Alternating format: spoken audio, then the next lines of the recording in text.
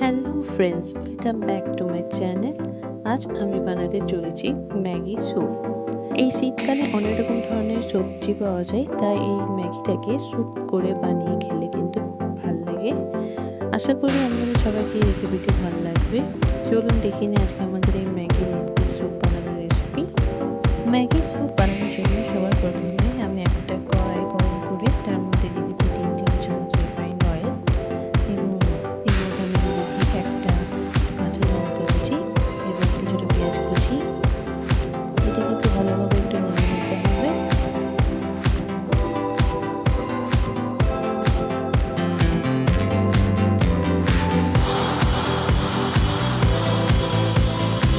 কিছুটা নেড়ে নেওয়ার পর এর মধ্যে দিয়ে দিচ্ছি কাঁচা কুচি এবং এরপর আমি দিয়ে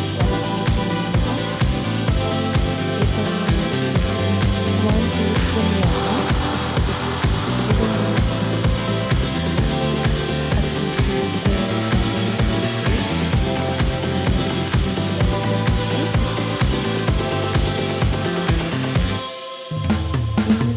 হাফ টিস্পুন জিরে আমি দিয়ে দিচ্ছি মটরশুঁটি। সবজিগুলো একটু ভাজা হয়ে গেলে এর মধ্যে আমি দিয়ে দিচ্ছি একটা ডিম। ডিমটা দেওয়ার পর আমি এই যে মশলাগুলোকে নেবো।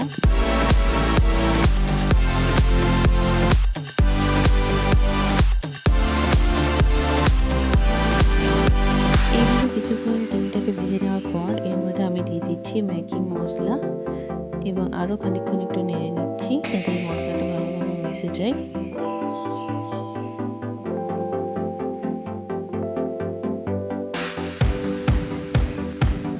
সব সবজিগুলো এইভাবে ভালোভাবে করে ভেজে নেওয়ার পর আমি দিয়েছি 2 কাপের মতো জল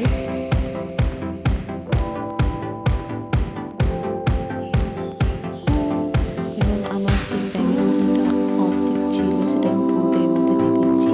আর দিয়ে দিচ্ছি হাফ টিস্পুনের মতো হলুদের গুঁড়ো এবং এর মধ্যে আমি দিয়ে দিচ্ছি ম্যাগি নুডলস। ম্যাগিটাকে দুটো টুকরো করে নিয়েছি।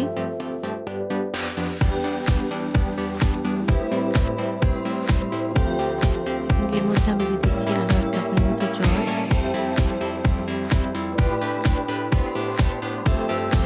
এখন এর মধ্যে আমি দিয়ে দিচ্ছি 1 টিস্পুনের মতো কর্নফ্লাওয়ার। একটা পাতিলে আমি ময়দা গুলে রেখেছিলাম সেটা আমি এর মধ্যে দিয়ে দিচ্ছি। এই কর্নফ্লাওয়ারটা দিলে গ্রেভিটা কিন্তু একটু গাঢ় হয়ে আসবে এবং খেতেও কিন্তু খুবই টেস্টি লাগবে। সবার লাস্টে আমি এর মধ্যে দিয়ে দিচ্ছি ধনেপাতা কুচি।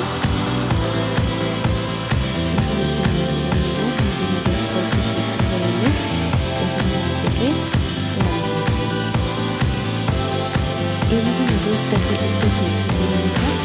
ম্যাগি কিন্তু কোনো টেস্ট দিতে হবে তারপরে দিয়েছে। দেখতে পাচ্ছি ম্যাগিটা আমি বের করে রেখেছি এবং রেডি হয়ে গেছে। আমি এটা সার্ভ করে নিচ্ছি। আশা করি আমার এই